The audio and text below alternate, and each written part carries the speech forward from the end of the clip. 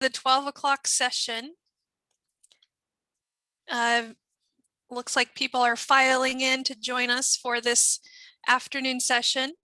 The title of this session is Money Management, and we're really excited to have Andrei, Andrei Wong with us. He's a Bulldog financial coach, and he's also a mechanical engineering student at Fresno State. He's going to be talking to us about financial wellness, how to manage your money. He's going to give us some personal experience and just answer your questions overall about budgeting and finances, and really important information for you to start thinking about before you move on to college. So with that, Andrei, thank you for joining us. I'll let you share your screen from here. Alrighty, thank you so much.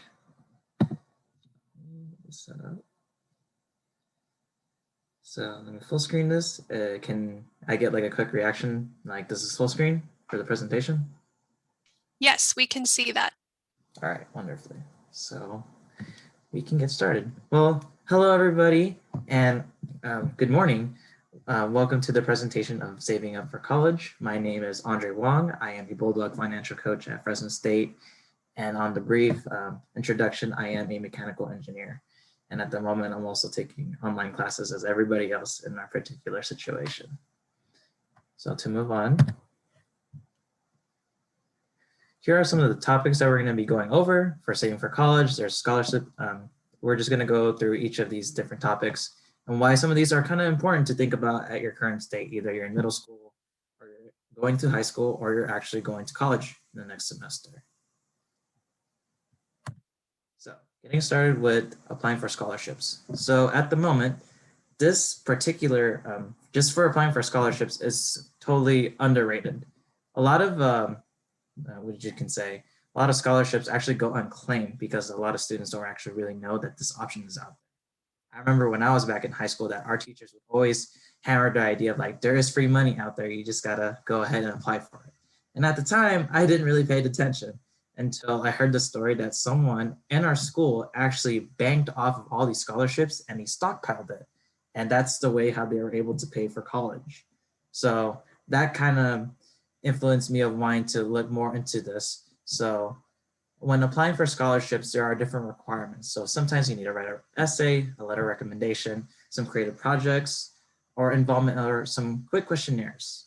So there's some different websites that are here that's listed, and you'll be able to have access to this slideshow at the end of this, so you can be able to go back and look at some of these websites. So when talking about scholarships, it's best to talk about it with your teachers or your student or your high school counselors. I don't know if that's even a thing with online classes at the moment, since it's been a while since I've been in high school, so that's something that you're gonna need to go through. So another thing is to also watch out for college scams.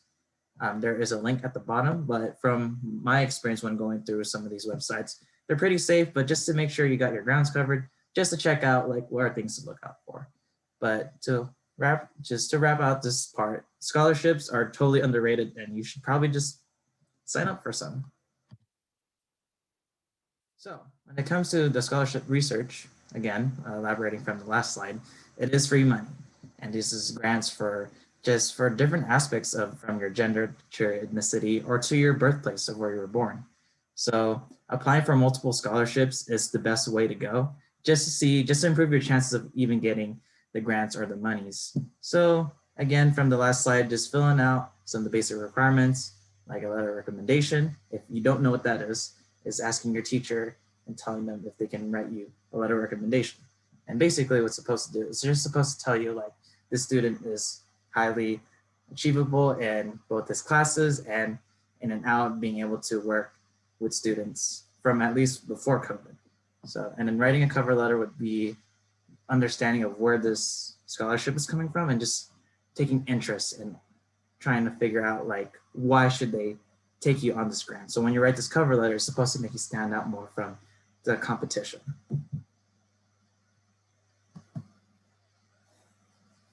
Moving on to financial aid.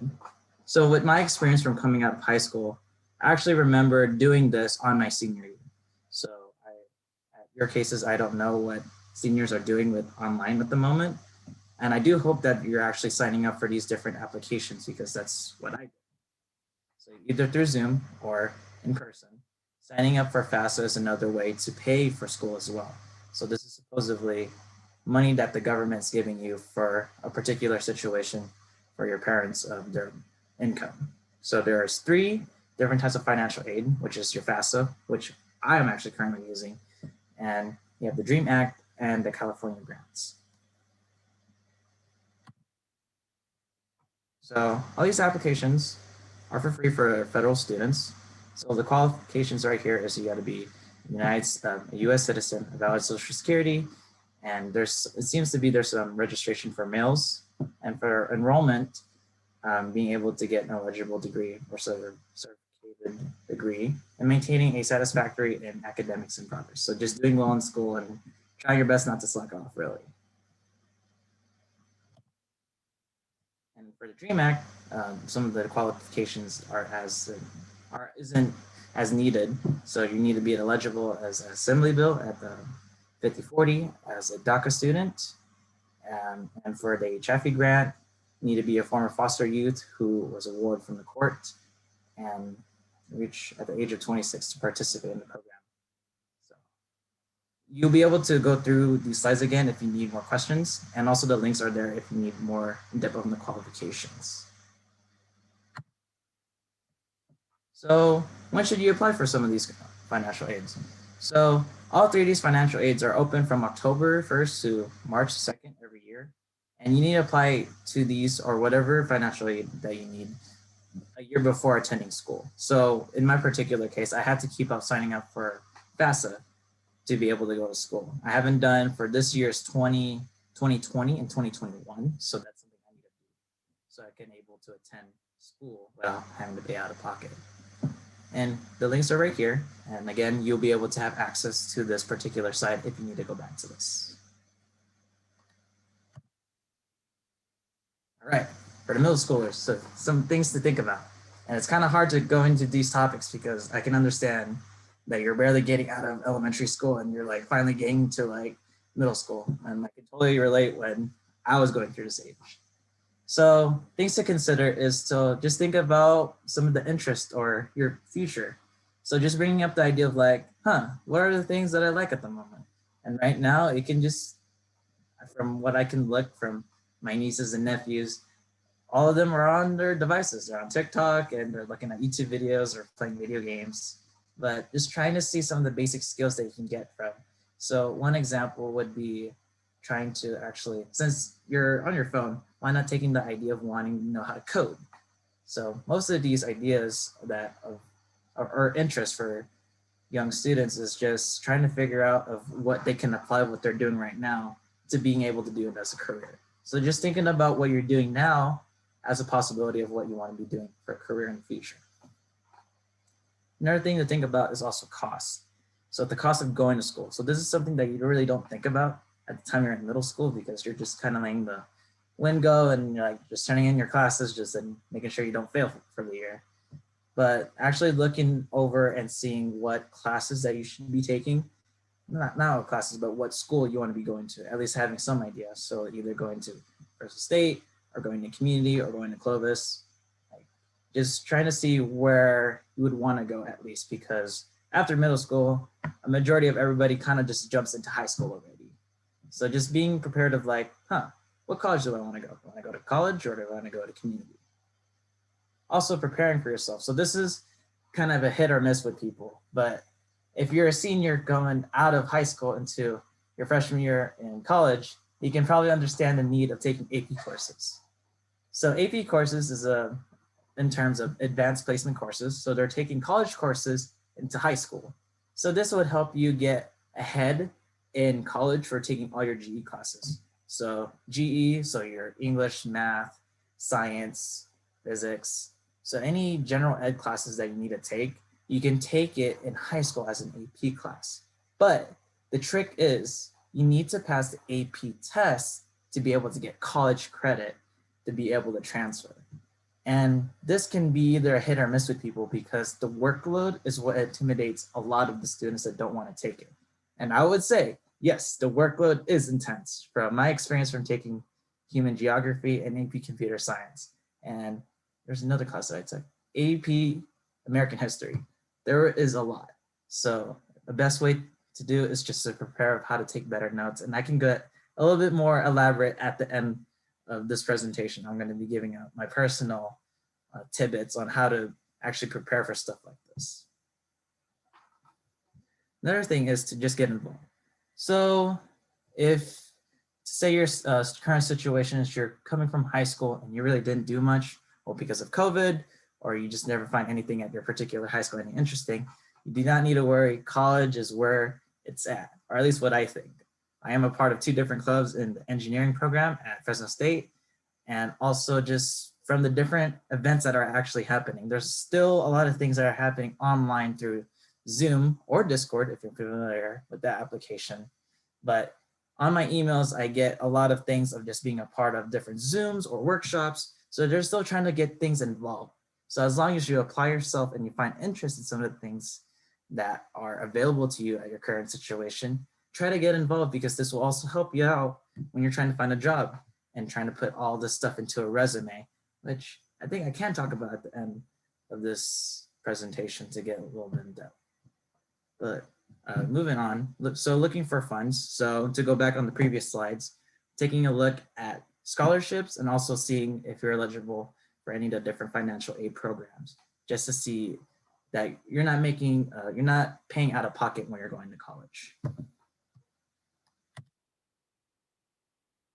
So for my upcoming freshmen going to college, congratulations, you have made it. And now you're about to reach your next part of your life, just going to college. And I would say it's different experience. It's gonna hit you hard, and that's really the best advice I could tell you. Just be ready when things are just gonna be thrown at you and how you just need to manage on your own.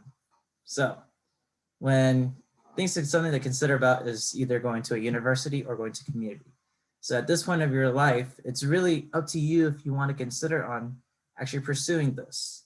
This is just some accounts from when I was in high school. Some of the teachers say some students are not made up for college or university. Some kids want to actually start working, and that's totally fine. I shouldn't be the one to tell you what you should do. So just knowing the option that you don't need to go straight to a university if your current financial situation doesn't call for it. So you can go to a community and actually transfer your units from what you're doing to then to a 4-year or 2-year university. That's what you want to do and save some money. So that's totally fine.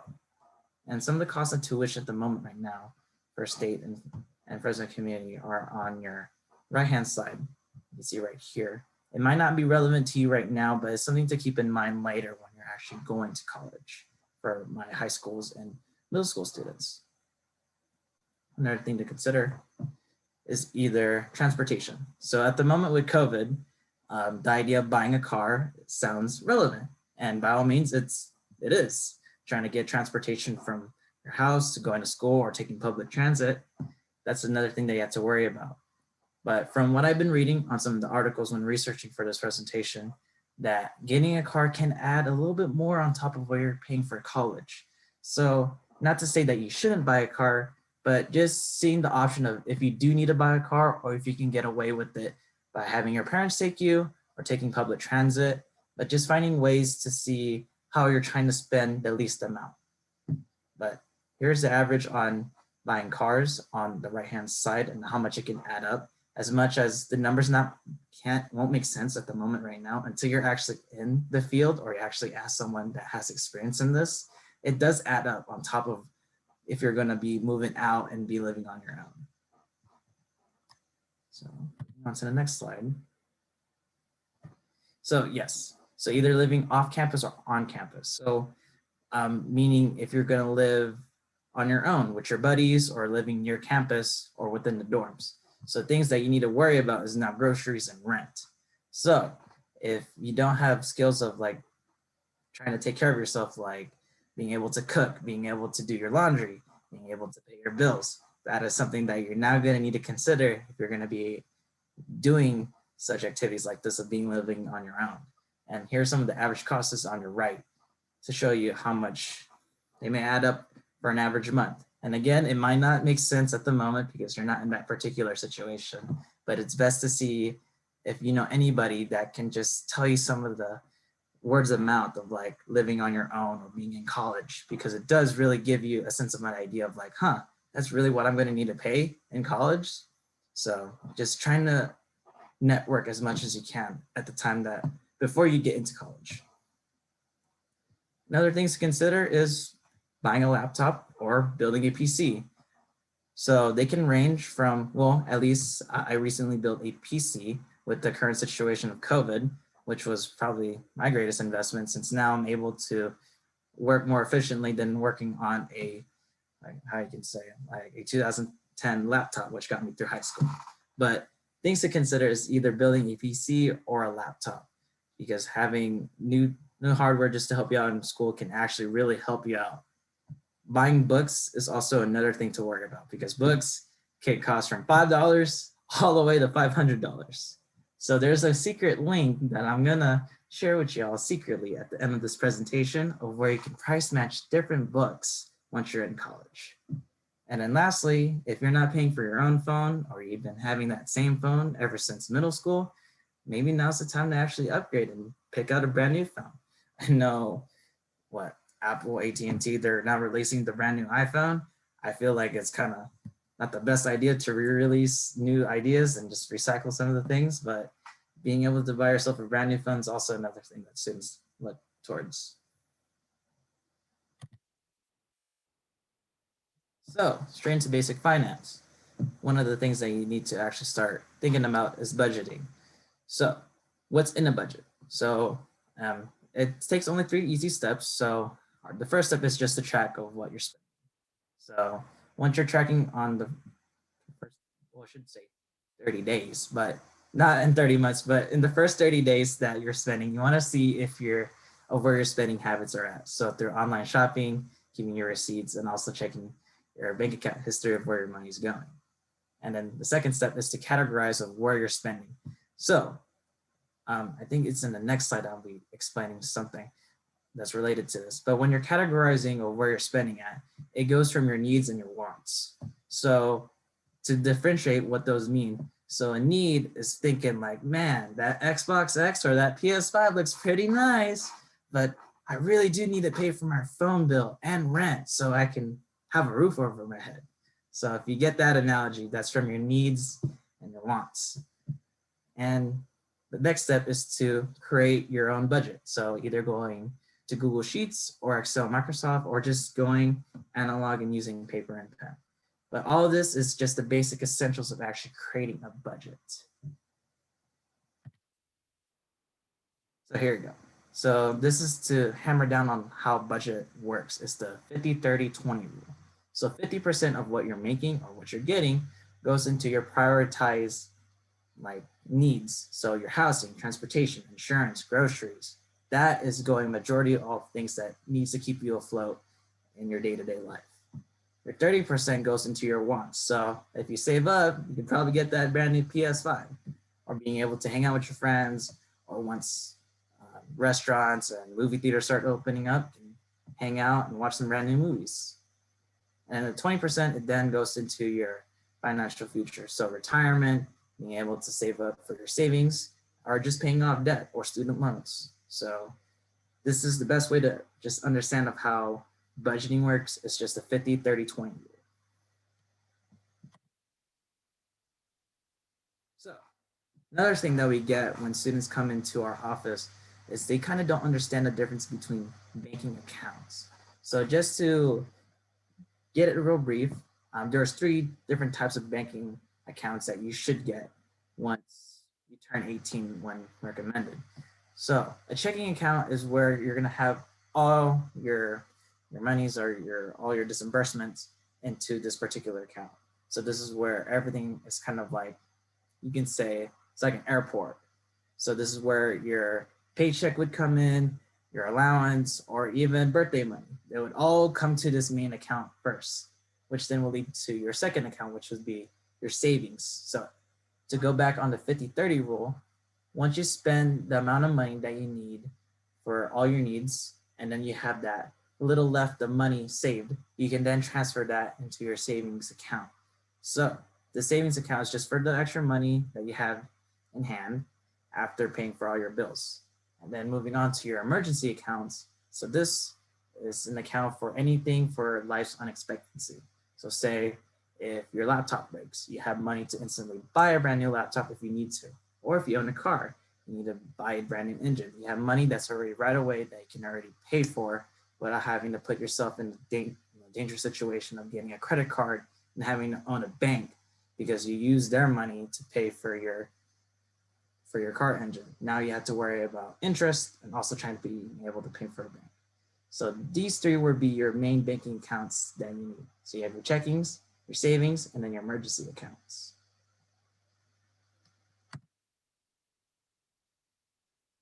And here are my personal tips just from being a student and also just working at Fresno State. So be careful with subscriptions to all the upcoming freshmen.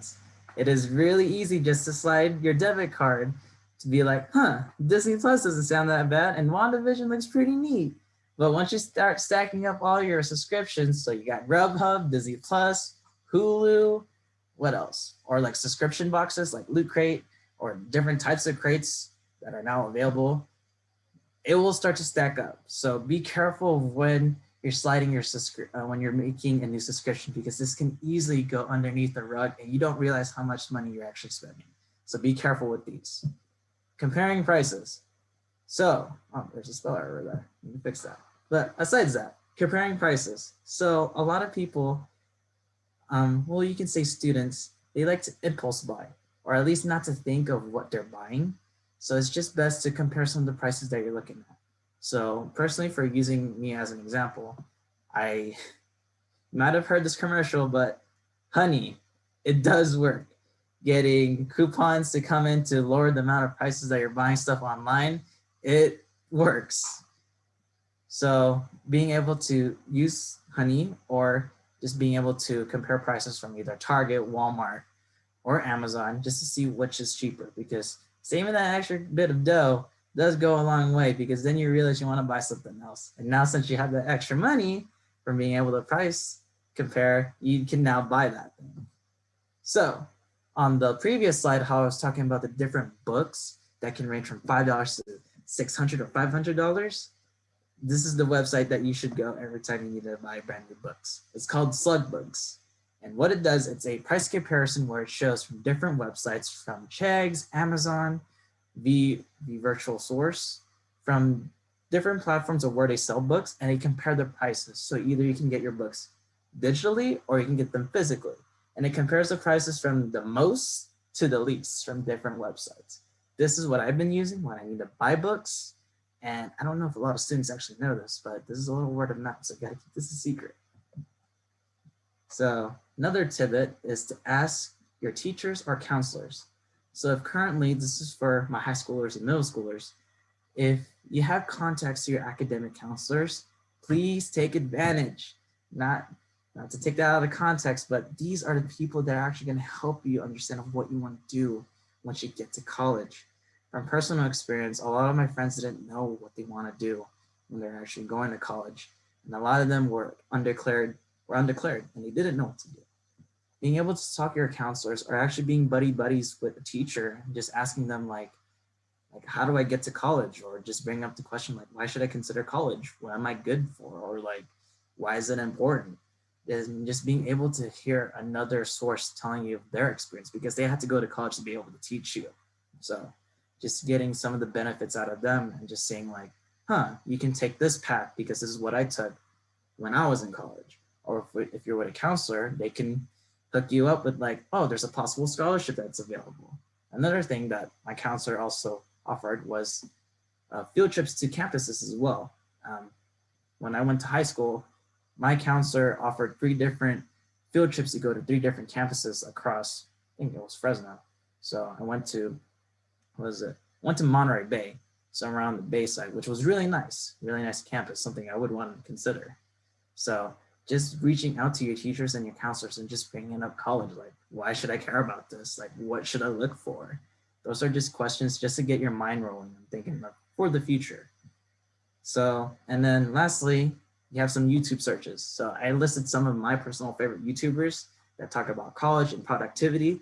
And if you don't know too much about it, or how would you say? What's something that can all relate? So procrastinating. So everybody does it. I myself do it too. It's a thing that all of us are kind of guilty of. But Thomas Frank has a video on how to deal with procrastination and how to like just get over that hump of like, oh, that essay that you got to do. Like you can get that done pretty soon by following these tips. It's Thomas Franks and Ali, they talk about productivity and also things to consider for college. So if you have time to kill instead for just going on TikTok for 2 hours, just watch a few videos from Thomas Franks or Ali just to see what's in store of just being able to arsenal self to put more in your arsenal of understanding of how college works. Another thing to search up is a day of, and then pick a major that you're interested in. So for my particular example would be a day of mechanical engineer or electrical engineer or a biology major. Just being able to see the life of a college student kind of gives you a little bit of inspiration or at least an idea of where you're walking into.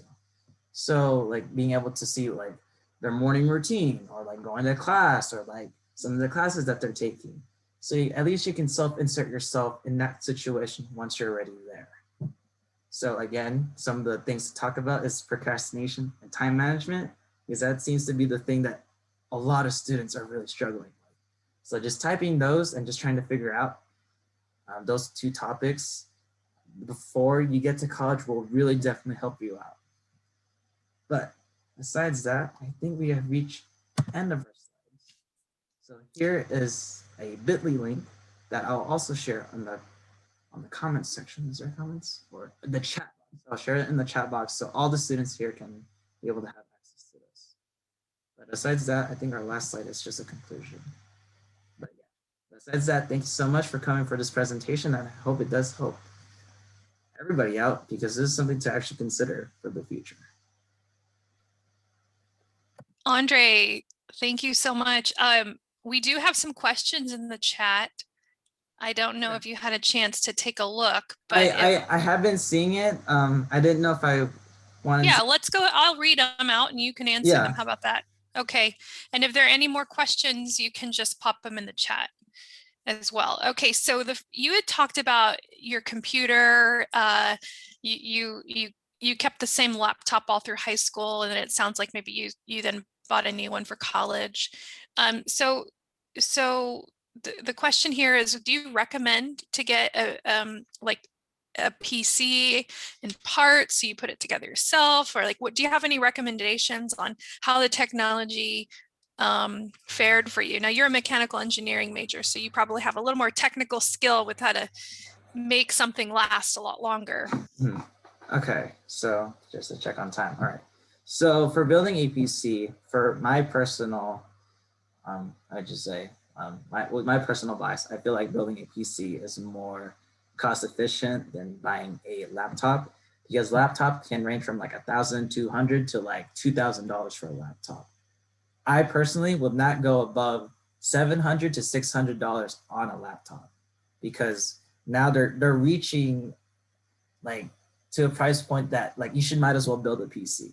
So back in high school, I used to video edit, so editing videos and like being able to mess with a camera, and that requires a lot of computer power. And my laptop that's like sitting right next to me and it got me through high school, it has a picture of Windows 7. So this thing is probably older than me, and it can barely run Minecraft at like 15 frames. And I know I'm throwing out weird terminology at people, but if you understand what that means, this computer is not built for stuff like that. So it sounds like if a student has the interest and some of the skill, is willing to learn, that it might be really cost effective for them to go that route. Otherwise, finding something at like Best Buy or Target could suit their needs. Okay. So and okay, so let's do another question here. For food, what would you recommend to students in college? What kind of foods would you recommend that they buy that would benefit their health or budget? So like, when I was in college, Top Ramen was like the thing. I personally could not stand Top Ramen. I thought I would live off of cereal and milk until I got really sick of it. I feel that. So No. Yeah, so maybe just share some of your insight into that. So, from from thinking about this, there's a lot of YouTube videos out there actually teaching students about just college recipes. So just searching up on YouTube with just basic college recipes. That's a great idea. Yeah, or even going on TikTok. Like TikTok, as much as it's a big time waster, if you use it correctly, it can benefit you. There's a lot of TikToks that shows you 60-second recipes for just really basic meals. And honestly, I tried some of these and they're really good. And from the cost of ingredients, I think that's another thing to also look at. So maybe looking up like a basic recipe checklist or like things that you need as a college student for your kitchen and just seeing like the different spices or sauces or even maybe dishes that you need to get and probably basic needs just to have in your fridge. Just looking up a checklist of college students of what you need to have in your kitchen is a good way to go. So you're not spending on top ramen all day. And yes, I heard horror stories of students just eating that like their entire school year. And sometimes like that's what you can afford. But I think now in our current situation, like you can benefit a lot more from what you have right now. Great. I don't see any other questions in the chat, but it looks like a lot of people are just saying that the tips you've shared are really helpful. And these are just really good things to think about and talk about with your peers. Derek, the question about all students should go to college, that's really a personal, decision. And certainly our high schools are preparing students for college and career. So not everybody will go to college. Some will decide to start off working. And you know what? College isn't one of those things that you have to go to right after high school. I mean, you can certainly go to work for a few years and then decide that you're ready to focus on a certain career path where you need a college education. So don't feel like you're missing out. You could always go that route when you're ready. Okay, Andrei, I think we're gonna transition out here. I just want to thank you again. And I would like to remind everyone that we have a bonus session at 1:15. I'm gonna tell you a little bit about it before you all sign off here, because I want to make sure that you